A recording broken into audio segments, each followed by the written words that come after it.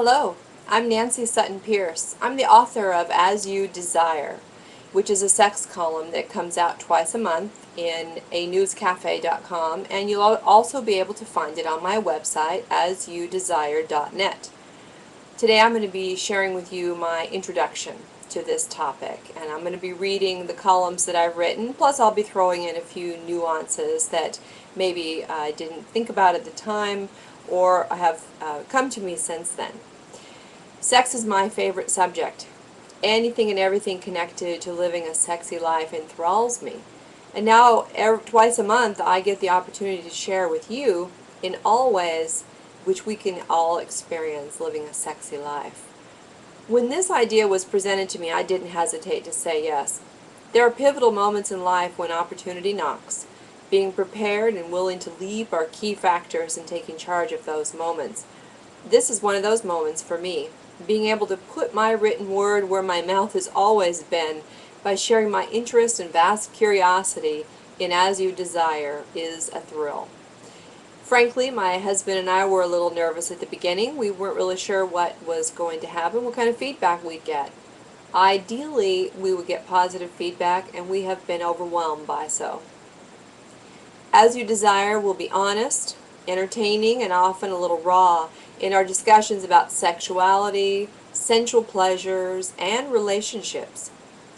What qualifies me to write this? Well, first and foremost, I'm a vitally alive sexual female.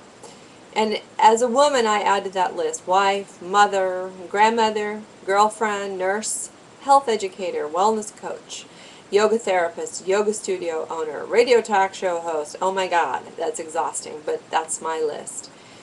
And underneath it all, I am first and a pure sexual being who is very interested in staying that way. Are you? When did I know I was a sexpert? Well, it seems that I've always excelled in the study of sexuality, soaking up information like a sponge. I couldn't wait to get home. When sex ed started in school, I wanted to get home and share it with my mom. I wanted to conduct an interview. So I got home that first night and asked my mother, how many times do you and Dad have intercourse a week? Oh dear. Well, my mother wasn't exactly thrilled with that question. She marched to school the next day and gave school a piece of her mind. I don't know what she said, but apparently she was one of the only parents who complained. But at that point it became clear I needed to learn all I could because I couldn't count on her for my sex ed support. Mom was not going to be a reliable resource for me, and I had many questions she couldn't answer.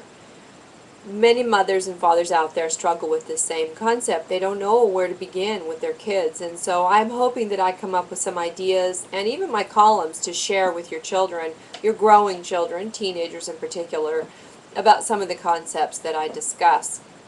When I was growing up, my girlfriends and I talked about, read about, sneaked into movies about sex whenever we could. Boys were the main topic of every conversation. When I lost my virginity, it was because I was curious, not because some boy talked me into it. I planned it.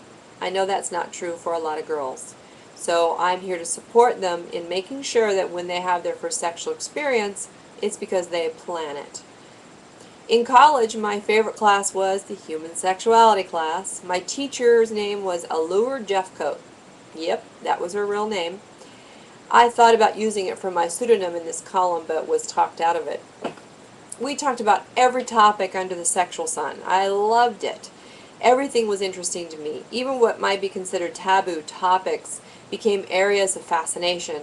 I was more curious about the areas I didn't understand because obviously some people found them exciting and satisfying, even if I didn't. Currently and then, I don't have any judgments around sexuality between consenting adults. This in and of itself is freeing. I hope to offer you the same opportunity. In our home, we have always had very open conversations with our kids. Sometimes we end up being the ones saying too much information about sexuality. They know they can tell us anything without judgment. We want them to enjoy healthy, fun, exciting sexual lives. They're all adults now, and I'm hoping that they're all doing just that. I don't need the details. Just knowing that they're having a great time is important to me. This began when they sensed from us that sex is normal. natural, not something we have to have guilt or fear or shame around.